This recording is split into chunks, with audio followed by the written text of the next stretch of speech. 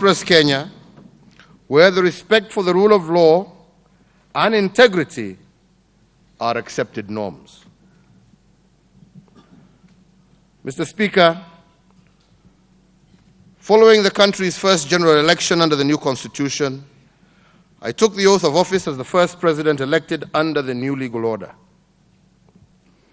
My first term laid the foundation for a better Kenya by building on the promise and aspirations of the new constitution as articulated under Article 10, and therefore set the stage to propel our country to greater security, health, unity, prosperity, equity, and justice. The national values and principles of governance epitomize the vision that Kenyans have for their nation. The 43 words are the promise we have made to ourselves and the generations to come. As we reflect on these values, let us ask ourselves as leaders in the public, as well as the private sectors, and indeed as well as ordinary Kenyans, how much we are paying heed to these values and principles in our own personal conduct. Across the length and breadth of this great nation, ordinary Kenyans continue to do extraordinary things that show that the flame of our national spirit burns brighter than ever before. Our men and women in various disciplines keep the flag of Kenya flying high at international events, bringing glory to our nation.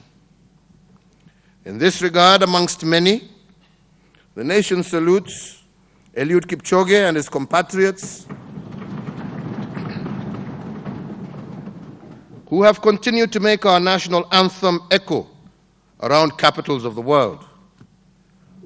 We are proud of our Peter Tabichi, who was recently voted the best teacher in the world, and he has demonstrated our aspiration and potential to deliver world-class educational standards.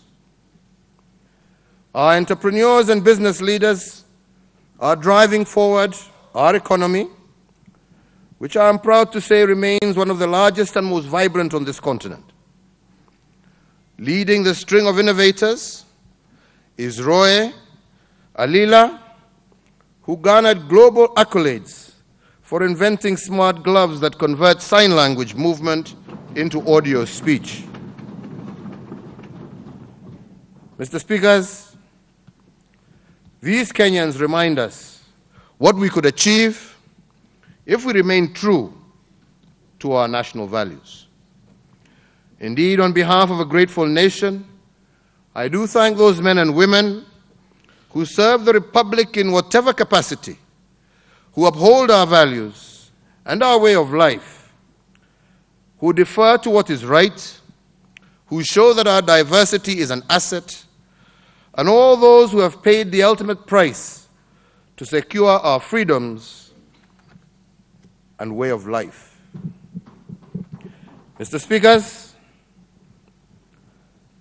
devolution remains one of the new innovations of our new constitutional order. Since April of 2013, more than 1.7 trillion shillings have been transferred to the counties. Devolution has received the full and firm support of my administration, and together with an enabling and supportive Parliament, we have seen it transform lives, revive local economies, and bring service delivery closer to the people. There can be no turning back on devolution. The system is sound and has proven its value and contribution to national development. However, I do believe that its potential and value will be greatly enhanced by focus on service delivery, prioritizing development expenditure, unwavering commitment to integrity and anti-corruption, and strict commitment to value for money in procurement. This done, devolution will no doubt transform our nation.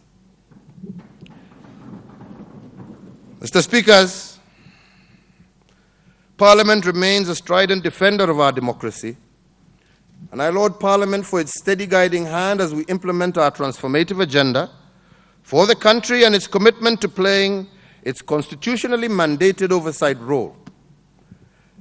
Mr. Speakers, I wish to acclaim Parliament for its continued diligence, for in the period under review, 22 bills have been enacted into Acts of Parliament, with just 2 currently awaiting presidential assent. Some of the groundbreaking legislation that has been enacted from Parliament over the last year include the Kenya Coast Guard Services Act, which established our nation's first Coast Guard service, the Petroleum Act, the Energy Act, and the National Youth Service Act. Mr. Speaker, to facilitate the implementation of our programs under the Big Four, I urge both Houses of Parliament to fast-track the mediation of the Land Value Index Laws Amendment Bill, the Physical Planning Bill, the Irrigation Bill, and the Warehouse Receipt System Bill, as well as the Kenya Roads Bill. Mr. Speaker, the consideration and approval by Parliament of various protocols, treaties, as well as sessional papers, continues to enhance Kenya's international standing in the community of nations, creating stability and predictability in our governance framework. During the period under review, various treaties and protocols have been ratified, including the African Continental Free Trade Area Agreement, the Tripartite Free Trade Area Agreement, and the EAC Protocol on cooperation in meteorological services. I am pleased to note that Parliament has also approved the National Housing Policy and the National Policy on Climate Financing, and 2 sessional papers that will have tangible benefits on the day-to-day lives of Kenyans, and I look forward to continued positive engagement with Parliament in the quest for a better Kenya. Mr. Speaker, the state of our economy is also strong. Our broad-based economic growth averaged 5.6% over the last 5 years, outperforming the average global growth. In 2018, our provisional estimates show that the economy grew by 6.1%, and this encouraging performance was supported by strong public and private sector investments, as well as prudent macroeconomic policies. In 2018, economic growth was largely driven by the wholesale and retail trade, real estate, information and communication, and tourism. It is worth noting that despite the challenges facing the wholesale and retail trade, the sector has also attracted new international supermarket chains and continues to support the expansion of domestic players. Mr. Speakers, in 2019, we expect an even stronger growth of 6.3%, reflecting continued improvement in the business environment, political stability as a result of building bridges, as well as improvement in the environment associated with the execution of the Big Four agenda and sustained macroeconomic stability. Honorable Speaker, in the same reporting period, inflation averaged 4.6%, remaining within the set targets. Our official foreign exchange reserves averaged US $8.7 billion in the review period, representing 5.8 months of import cover. These reserves provide the country with adequate buffer against shocks in the foreign exchange market.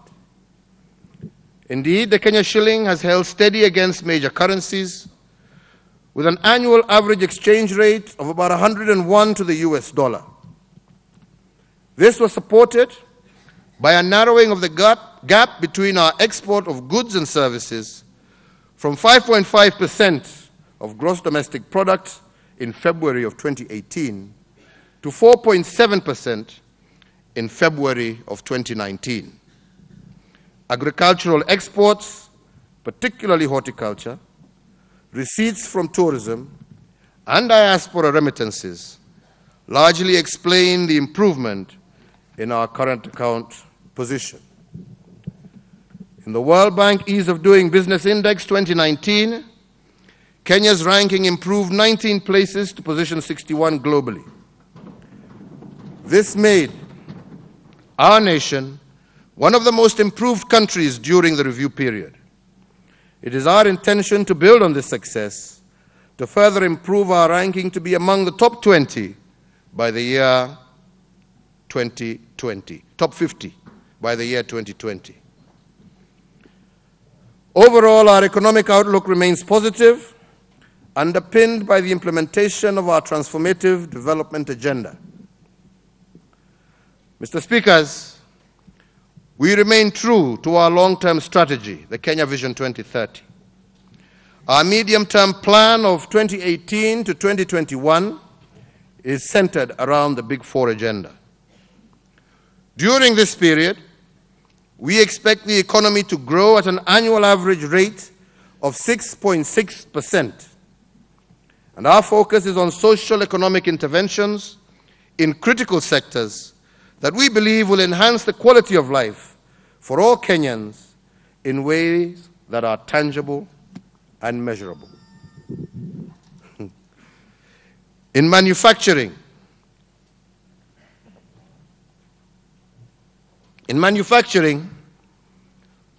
my administration is prioritizing local motor vehicle assembly and manufacturing of spare parts. This initiative has witnessed Peugeot and Volkswagen assembly lines set up in Kenya. Since their revival, the two companies have jointly assembled 627 motor vehicles, and by the end of 2019, they will have assembled at least 1,500 vehicles, and this is a positive beginning for a sector that is expected to rapidly expand and make Kenya the regional motor vehicle assembly hub. This will create various opportunities for our people, particularly for our youth. Our program on universal health coverage is expected to ensure a healthier nation as the basis for social economic development. And in this regard, we have successfully rolled out the pilot phase of the program in the counties of Isiolo, Machakos, Nyeri, and Kisumu. The program has witnessed enhanced access to essential health services with an average increase across the pilot counties of 39% reported. We are on course for the full rollout of the universal health coverage in the year 2019-2020 in the remaining 43 counties. Honorable members, agriculture is the largest employer in the economy, accounting for 60% of total employment. In recognition of its central role, my administration earmarked the sector as a key pillar of the Big Four as we seek to ensure food security and nutrition for all Kenyans. Our reforms are aimed at being farmer-centric and are focused on reducing the cost of food, increasing agricultural value addition, and offering incentives for farming. To enhance food production at household level over the last year, we have constructed 4,400 water pans under the household irrigation water projects. The pans will store 6 million cubic meters of water, placing an additional 6,000 acres under irrigation. To address the perennial challenges in the sugar and maize subsectors, my administration commits to decisively act on the recommendations of the two sectoral task forces that are slated to report their findings later this month. I expect that the teams will propose bold and transformative interventions to revive and substantially grow in a sustainable way these important subsectors.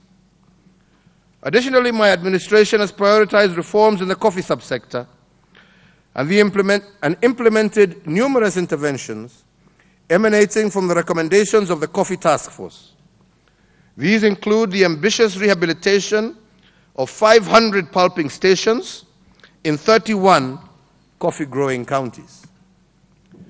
Mr. Speaker, with a view to comprehensively resolve the problem of undue delays in the payment cycle, we have also set up a 3 billion Cherry Advance Revolving Fund to be operational from July 1, 2019.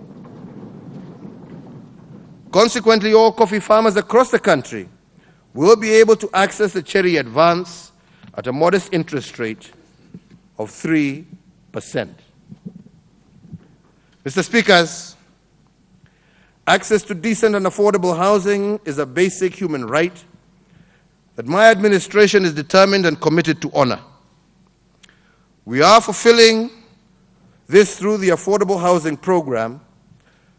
To realize this vision, we have promulgated the Affordable Housing Development Framework Guidelines, providing the enabling policy and financing for the rollout of this program. We are now on track to deliver affordable housing to Kenyans. This life-changing program is being undertaken in partnership with county governments as well as the private sector. Indeed, Kenyans have already shown that they are ready for this program. Despite court case delays and initial delays, over 175,000 Kenyans have already registered under the voluntary scheme known as Boma Yangu.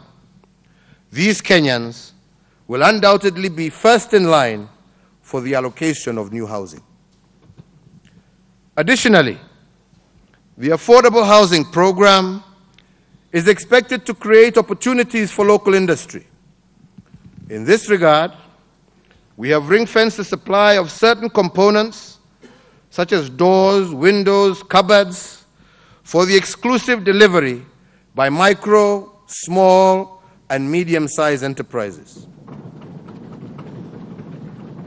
This will not only put money in the pockets of our local artisans, but also support the formalization of this industry. The delivery of the Big Four is on course, and we expect the private sector to take advantage of the policies and incentives in place and turn the four priority areas into mighty engines of wealth and job creation. Honorable Speakers, the realization of the Big Four is dependent on critical enablers, including energy, transport, education, water, information and communication, and technology. To provide reliable and cost-effective electricity that meets current and future demand, we have put in place measures to accelerate the development of the entire power generation, electricity transmission, and supply infrastructure. This will also support the realization of universal access to electricity by the year 2022. I am happy to report that installed capacity has increased from 1,768 megawatts in March of 2013 to the current 2,712 megawatts, with Lake Turkana Wind, Gong Wind, Garissa solar power plants joining the grid within the last year. In collaboration with development partners, we have made tremendous gains in scaling up connectivity over the last 6 years, with the number of electricity connections rising from 2.2 million in March of 2013 to 7.1 million as at March of 2019. The tangible impact on the lives and livelihoods of our people associated with the increased electricity connectivity cannot be gainsaid. With respect to road infrastructure, our agencies continue to upgrade new roads to bitumen standard, in addition to rehabilitating existing ones. Notable road projects completed in the last year are the 9-kilometer Dongokundu Miritini Mwache Road, the 47-kilometer Kisumu-Kakamega Road, the 38-kilometer Chebilat-Ikonge Chabara Road, the 35-kilometer Ojoro-Rock-Dondori Road, the 80-kilometer Kamatira-Cheptongei Road in West Pokot, and the 38-kilometer Kisima-Kibirishia-Kina-Roiro Road in Meru County. Within our capital city, we continue to rehabilitate major arteries, including Ngong Road Phase 1, Githurai Kimbo Road Phase 2, Wayaki Red Hill Road, amongst others. Our intention is to position Nairobi to join the League of First World Cities. These interventions have facilitated faster and cheaper movement of goods and persons, connecting our people. Better still, the expansion and upgrading of our road network has mitigated traffic congestion and enhanced road safety in our major cities and municipalities. On rail infrastructure, we are on course to completing Phase 2A of our region's most iconic infrastructure project, the standard gauge railway line from Nairobi to Naivasha, which is now at about 90% complete. And I look forward to journeying with members from both houses on the inaugural SGR trip from Nairobi to Naivasha. The Madaraka Express remains a story of remarkable success and national pride, and indeed it has been listed amongst the top 13 most magnificent railway tours for 2019. Over 2.5 million Kenyans have traveled by Madaraka Express since inception in May 2018, and 3.9 million tons of cargo have been transported on the line. On air transport, we are seeing an upward trajectory in Kenya, and to facilitate this, we continue to upgrade our airports and airstrips across the country. Indeed, in October of 2019, Kenya was able to launch direct flights connecting Nairobi to New York, and this connectivity is expected to increase the number of tourists in the country, while opening up a large market in the United States for our export produce. Today, honorable speakers, our transformative agenda is visible to all. These infrastructure developments, in addition to supporting the realization of the Big Four, have opened up opportunities for big and small businesses and improved the livelihoods of many Kenyans. Honorable speakers, my administration recognizes the role played by micro, small, and medium enterprises in spurring the development of our country. The sector employs approximately 14.9 million Kenyans and contributes an estimated 28% of our gross domestic product. To unlock the latent potential resident in this sector, my administration has been working towards addressing the challenges of access to credit, training, and skills development. In this regard, we will be launching an SME credit guarantee scheme in a few weeks, aimed at deepening their access to credit without being subjected to complex application procedures and collateral requirements. These interventions are critical to production of competitive goods and services for the domestic, regional, as well as global markets. Indeed, in respect to the leather value chain, a common manufacturing unit at Kariokor Market in Nairobi is nearing completion. Once fully equipped, this center will provide impetus to the local shoemaking industry and to professionalize as well as to standardize manufacture of shoes. We are also undertaking similar initiatives in the textile value chain at Uhuru Market, developing a center of excellence for the modern production of finished textile goods. The above intentions are intended to promote the values of social justice, inclusivity, and access for all, ensuring that the benefits of our growing economy are not just limited to a few people. to facilitate inclusivity, and to enable appropriate planning for the needs of all persons, we are also this year rolling out the 2019 National Housing and Population Census, and that will happen later this year. This exercise, together with the National Integrated Identity Management System, commonly known as NIMS, will ensure that all persons resident in Kenya will be enumerated in order to provide accurate data that is required for proper planning at all levels of government. Additionally, it is expected that when fully implemented, a comprehensive one-stop shop for all population and national identity records will be in place. Honorable Speakers, the national values are best realized through proactive reform measures in education.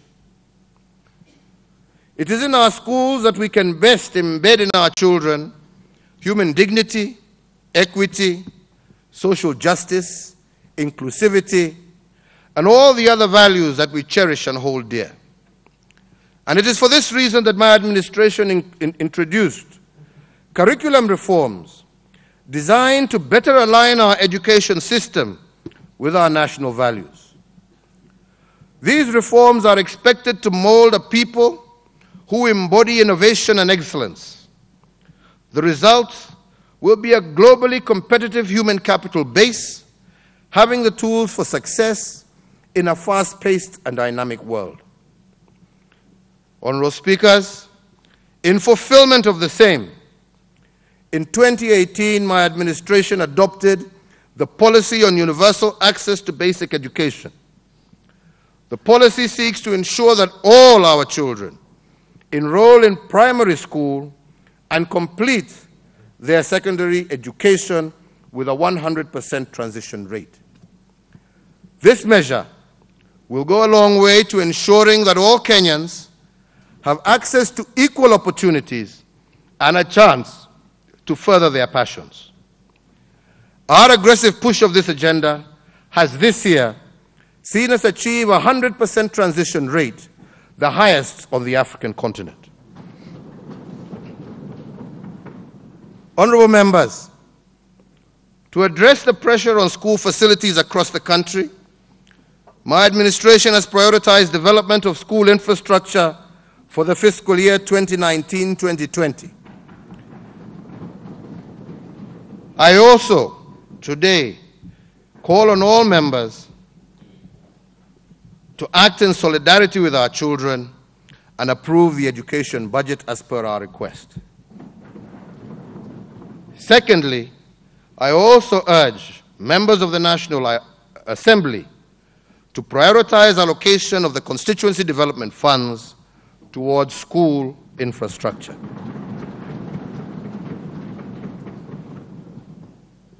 Mr. Speaker, there is no turning back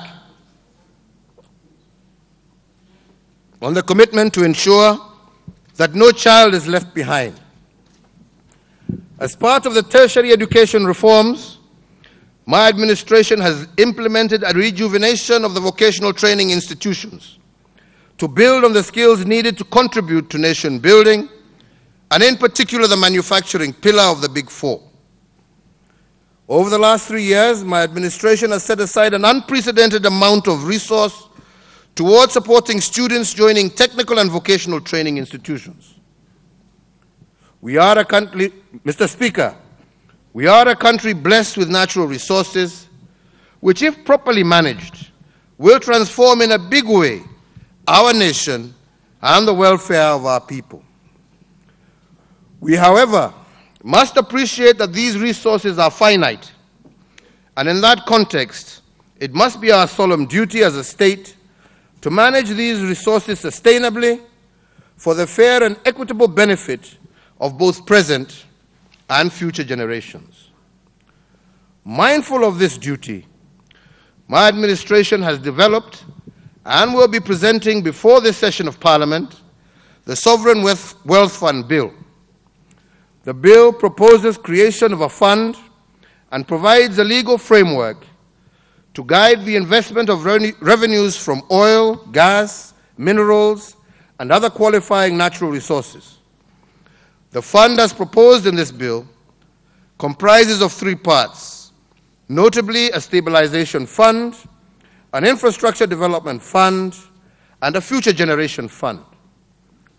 It is important to underscore that other than the cost of services of those entrusted to manage the fund, all monies in the fund will be used to finance critical national development programs in order to ensure sustainability.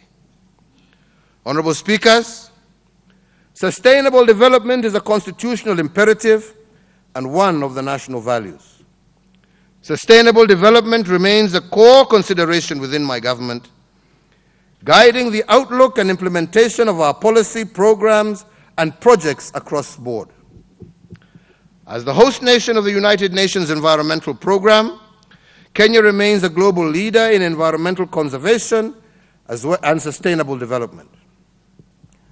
My administration has spearheaded the implementation of various environmental initiatives, including interventions for the sustainable exploitation of the blue economy, sustained the ban on environmentally harmful classes of plastics and polythene carrying and packaging materials, enhanced the protection and promotion of our nation's forests, in line with our commitment to achieve a minimum of 10% forest cover by the year 2020, and interventions with regard to water and air quality.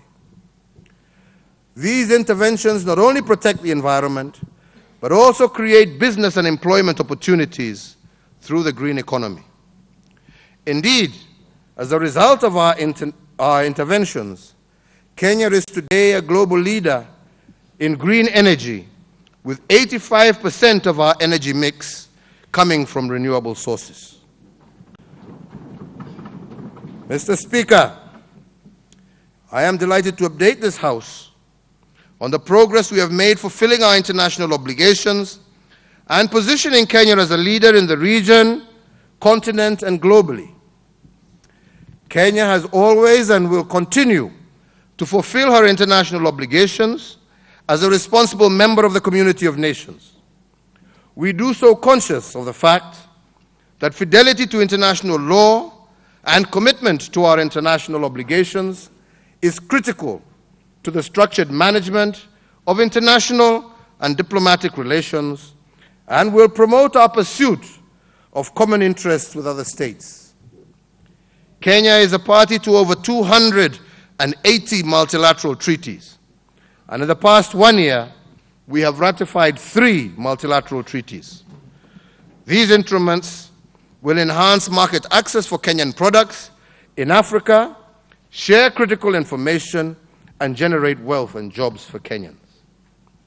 My government continues to lobby for and to participate in senior positions within various international organizations. Honorable Speakers, Kenya's election to the AU Peace and Security Council in 2019 and our strategic decision to vie for a non-permanent seat in the United Nations Security Council for the period 21 to 2022 are geared towards affirming Kenya's historic pride as a leader in regional peace and security. During the period under review, Kenya has invested in robust diplomatic engagements at a bilateral and multilateral level in furtherance of our strategic national interests. These include engagements within and with regional partners such as Ethiopia, Namibia, and Uganda, and globally with the United States of America, Canada, France, China, and the United Kingdom, among other peer jurisdictions. Building a better Kenya, honorable speakers, is ultimately the desire of every Kenyan. But we must be alive to the reality that this noble goal cannot be achieved if we are operating in disharmony. Every one of us, honorable members, must appreciate the importance of unity and cohesion in this pursuit.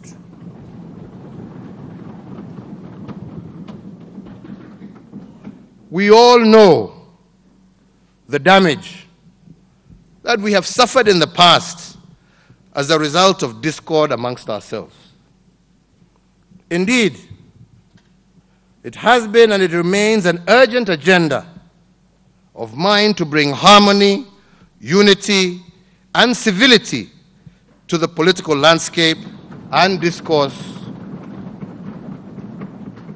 in this country. And that is what informed the Building Bridges Initiative, commonly known as the Handshake.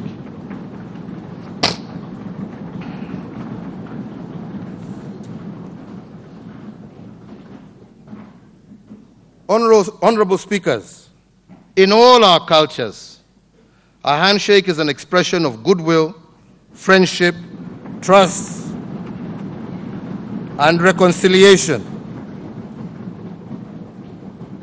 It is synonymous with peace. Indeed, our handshake has been followed by millions of handshakes across the length and breadth of the Republic.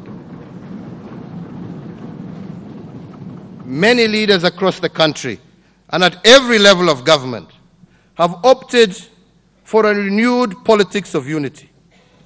And this has given Kenya a new and stable platform upon which we can rise above individual and sectarian interests, religious divide,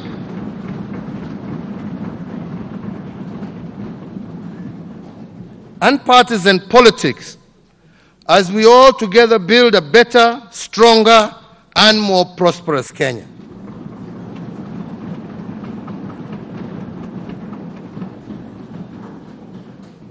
We know very well that we were successful in securing our independence because as a people we were united. Unity was our key weapon. Therefore, honorable members, we cannot and we are not turning back on uniting the country.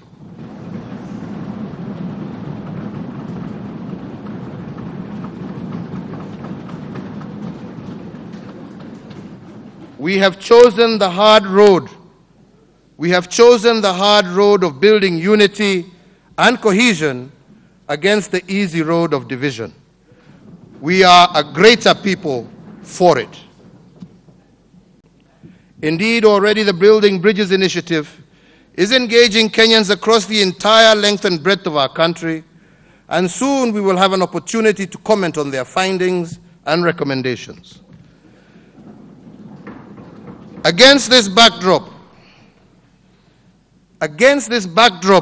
honorable speakers, I reaffirm a commitment previously made, and which I hope this House this year will pass, of designating a Kenya shillings 10 billion fund to heal the wounds of historical grievances which have long poisoned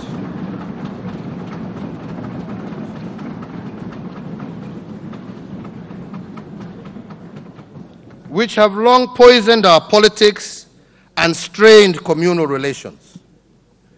With Parliament's help and through the affected communities, we will be applying the fund towards establishing symbols of hope across the country through construction of heritage sites, community information centers.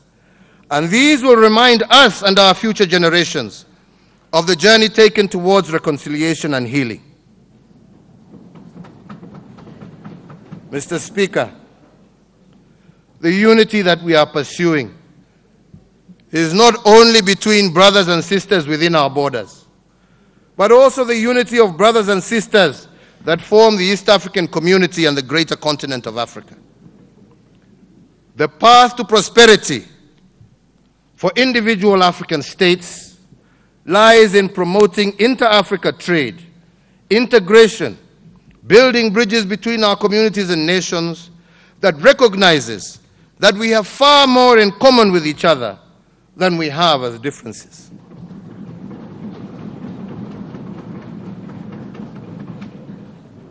Honorable Speaker, only recently in Mombasa, His Excellency Yoweri Kaguta Museveni, the President of Uganda, recently remarked that the integration of Africa is centered on three issues: prosperity, security, and fraternity. When we talk about integration, we are talking about prosperity of families of Africa. We are talking about the prosperity of business groups in Africa and creating space for shared prosperity.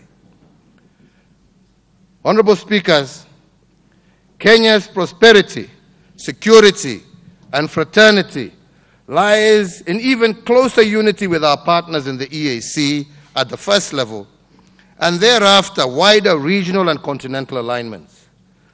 My administration remains committed to maximizing the benefits for Kenya by mutually deepening economic and eventual political integration of the East African community. In line with the spirit of Pan-Africanism, I also wish to extend our gratitude to the African Union for appointing one of our own to spearhead infrastructural connectivity across the continent. This is key. This is key to actualizing the shared prosperity of the African people through promoting trade between our brothers and sisters and further strengthening our bond of unity in this great continent. Honorable Speakers, turning to security, I am proud to say that the state of our national security is also equally strong. As an island of peace in a conflict-prone and fragile region, Kenya nevertheless faces challenges from transnational crimes such as money laundering, terrorism financing, smuggling of narcotics, human trafficking, and the trade in illicit small arms and light weapons. In the past year, our country continued to strengthen its alliances and partnerships for security. The skills and capabilities of our defense, security, and intelligence services have grown in leaps and bounds. And as a country, we are much better prepared to address the threats to our national security. Today, we honor the brave men and women who have paid the ultimate price for our security. We thank the individual Kenyans who are willing to speak up bravely against radicalization and criminality, and for standing up to serve their fellow Kenyans. And we announce again to our enemies and the world that Kenya as a nation cannot be stopped by their plots and evils. Our will to greatness, to cohesion and unity, to development and prosperity, and to peace and security will never be turned back or aside. Our practical efforts reflect these spirits. Our response to external and transnational security threats has been determined reforms to our immigration system's integrity and the strengthening of our border security and management. Our border points are better managed, and the establishment and continued expansion of the new border police unit is deterring, detecting, and disrupting threats to our security. We have effectively adopted today a follow-the-money approach to investigations and prosecutions that will continue to be strengthened and applied across the range of serious crimes, including economic ones. We have seized and destroyed confiscated narcotics while continuing to interdict smuggled contraband and counterfeit products. Indeed, the brave men and women of the Kenya Defense Forces stand tall, protecting the homeland from external threats. They also serve in foreign lands as part of a global commitment to promoting and protecting peace and security. Within our borders, our law enforcement agencies and security officers are constantly detecting, deterring, dismantling, and destroying threats to the people and the state. They sacrifice selflessly so that Kenyans can live in safety and freedom. My administration has continued to encourage participation of our people in promoting national security and in protecting communities. Over 15,000 Nyumba Kumi clusters have already been established across the country. The unique national innovation of county action plans to prevent and counter violent extremism are also being rolled out across the country. Kenya is a country that believes in giving second chances. To those who are genuinely seeking to return to a path of legal conduct and to embrace our constitutional values. And in this regard, we are undertaking initiatives to disengage, rehabilitate, and reintegrate returnees who have been members of listed terrorist groups. We will continue to press the war against terrorist groups and networks, as well as their facilitators. But key to this is continuing to strengthen our legal tools against these groups so that they are unable to take advantage of our democracy and our open society to hide in plain sight while planning to perpetrate their crimes against our people. Our nation will not turn back from the path of democracy and the rule of law because of the actions of a few criminals. However, we remain unshakably committed to our values in this, and I truly believe that we shall prevail. Honorable Speaker, in recognition of the fact that our law enforcement agencies, and in order for them to effectively discharge their duties, they need to be empowered and appropriately capacitated. We are therefore undertaking enhanced training and improvements in welfare, more effective use of technology, equipment, and far better coordination between and within parties. Honorable Speakers, almost 2,000 CCTV cameras are now working in Mombasa and Nairobi, offering real-time 24-hour security monitoring. And this has greatly assisted our police in resolving complicated crimes. To foster security, the government has also repossessed 5,050 assorted weapons illegally held by civilians as part of the ongoing firearm verification process. Honorable Speakers, Kenya leads the region in developing a vibrant digital commercial sector. And in this regard, we have developed a national cybersecurity strategy, enacted the Computer Misuse and Cybercrimes Act, implemented a national cybersecurity training initiative, and established specialized teams with defensive cyber warfare capabilities in an endeavor to protect our economy from cyber crimes. Honorable Speakers, honorable members, from the foregoing it is clear that the state of our nation is strong, vibrant, and I believe brimming with promise. However, Mr. Speaker, corruption and impunity endangers each and every one of these gains. It compromises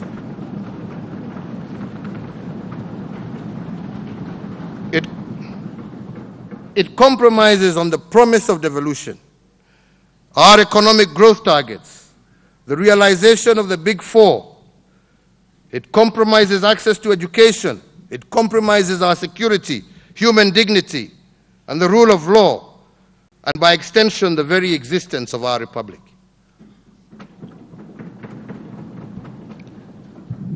Corruption and impunity create social distortions and divisions, fuels inequality and poverty, destroy the fabric of our society, and diminishes the vitality of our nation's upcoming generations by setting the wrong example for them. As I said earlier, there is no community, no religion, no moral code in Kenya that endorses stealing and abusing positions of responsibility. Africans, no matter their heritage or where they are in this continent, have ethical and moral principles as core to their cultures. The magnitude of the war against corruption we are fighting today is unprecedented. and it is taking place within our core institutions, Parliament, the executive, the judiciary, county governments, and also in our religious institutions, as well as private sector and professional bodies. While past administrations made attempts to deal with the challenge, the problem remained enormous and required more determined focus. Honorable Speaker, following my proclamation on anti-corruption in 2015, my administration embarked on a program to deepen the fight against corruption through strengthening and resourcing the institutions charged with this most noble duty. Since then, Honorable Speakers, we continue to witness the highest levels of engagement and action on this previously taboo subject. For the first time in our nation's history, 8 cabinet secretaries, 8 principal secretaries have had to step aside to give way for investigations and prosecutions, a concept previously unknown in public sector management. Honorable Speakers, 7 current and former governors and over 30 chief executive officers of state corporations are under active investigation or prosecution for various corruption-related offenses.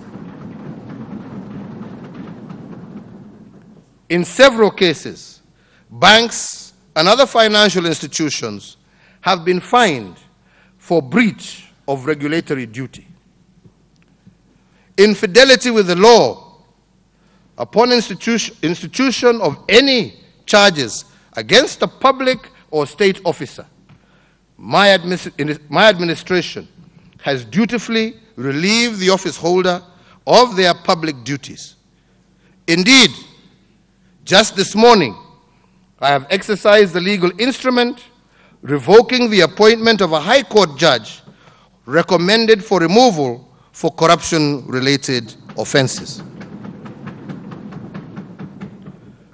These are the outcomes of a dedicated and resolute government undertaken within the framework of the rule of law.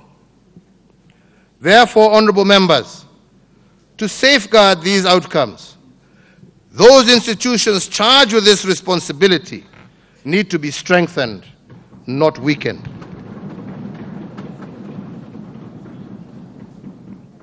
But even with the success we have made, we cannot as yet celebrate. The challenge is still with us and required more concerted efforts to eliminate it. Honorable members, Kenyans have spoken loudly and challenged us as leaders to do all that it takes to eradicate this cancer. This they did during the National Anti-Corruption Conference held in January of this year, where they tasked me, the Speakers of Parliament, the Chief Justice, and the Council of Governors to commit to various demands that would entrench and widen the fight against corruption. Mindful of my cardinal responsibility, which is to serve Kenyans, as bestowed upon me by the Constitution, my administration has opted for an all-out assault on corruption. In this endeavor, and in pursuit of this noble goal, my administration has continued to strengthen the investigative, law enforcement, and prosecutorial functions of government and embrace the multi-agency approach to encourage joint intelligence sharing, investigation, and prosecution. And these measures have already reaped visible benefits. Honorable members, it is not enough to merely jail and fine those who have looted from our public coffers. The wealth stolen from Kenyans must be returned to its owners, the people of Kenya, with a clear message being that corruption does not pay. In this context, that we have entrusted into the asset recovery agreements, we have entered into asset recovery agreements with foreign countries in pursuit of a robust restitution strategy. In the reporting period, the Asset Recovery Agency has investigated 20 cases and preserved assets worth 1.1 billion, Assets worth Kenya shillings 72 million were forfeited to the government, and further recovery proceedings on corruptly acquired property valued at Kenya shillings 7.5 billion were instituted. Additionally, assets worth Kenya shillings 2.5 billion were recovered, while bank accounts holding Kenya shillings 264 million were frozen pending determination of recovery proceedings. We have also introduced new accountability measures applicable at all stages of the public finance management cycle as a critical prevention strategy. Honorable Speakers, honorable members, we must accept the truth.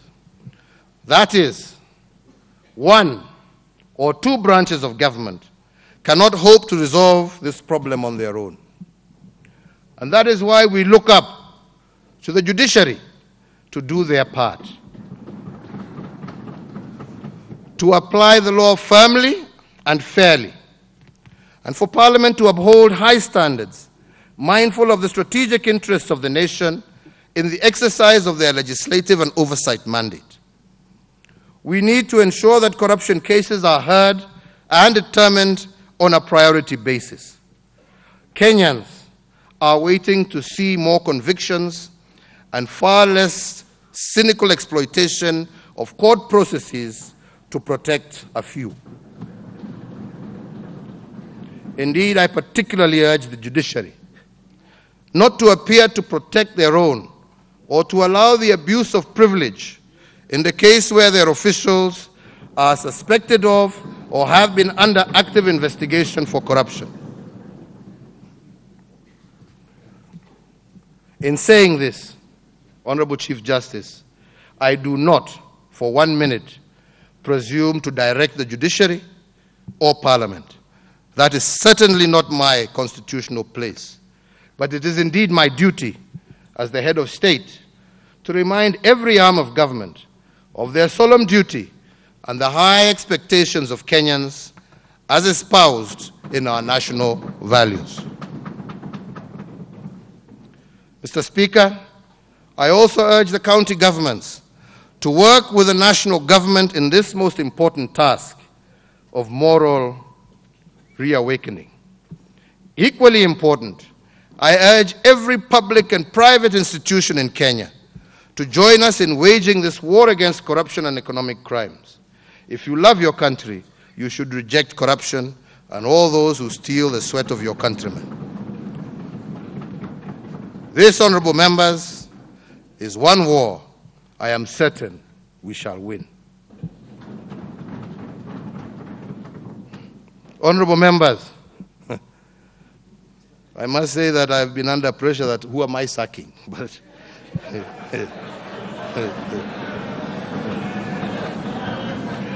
no.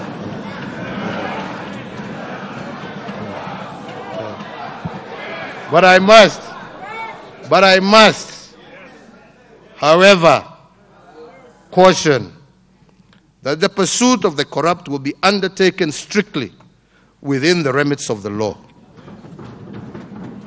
It will not be done through vigilante justice and pitchfork protest.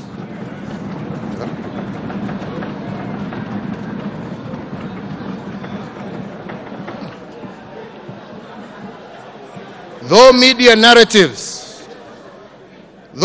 narratives rally our resolve as they should, our actions will not be based on condemnation before one has been heard. The cornerstone of our democracy is the rule of law and the principle of due process.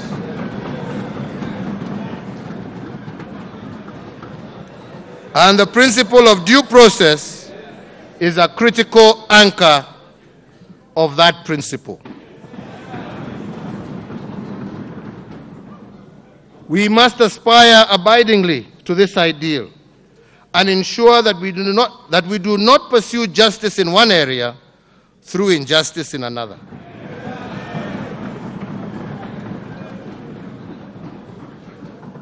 I remain confident in our investigative and prosecutorial institutions to diligently deliver justice on the strength of the evidence and in fidelity to the law.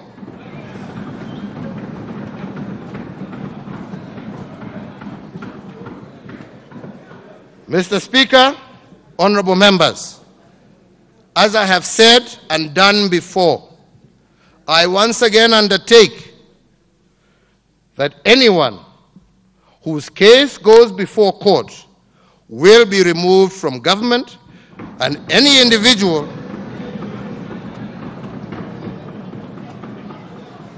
will thereafter have to answer his case before a court of law. Once again, Mr. Speaker, I wish to emphasize our place in history and the national endeavor to strengthen rather than weaken our investigating and prosecuting agencies.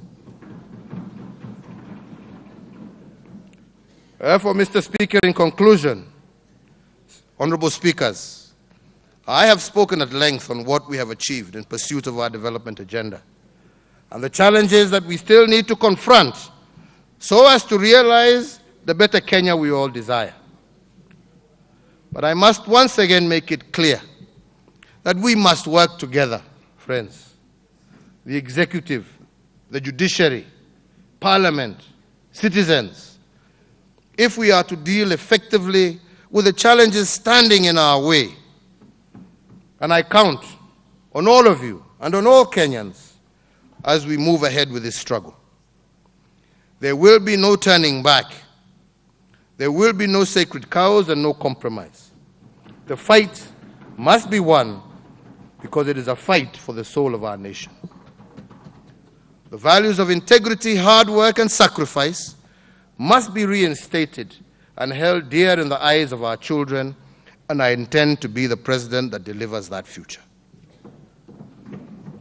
Finally, Mr. Speaker,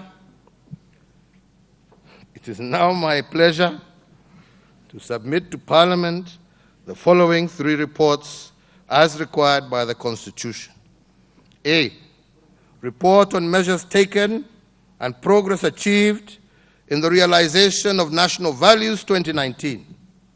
B, report on progress made in fulfilling the international obligations of the Republic 2018.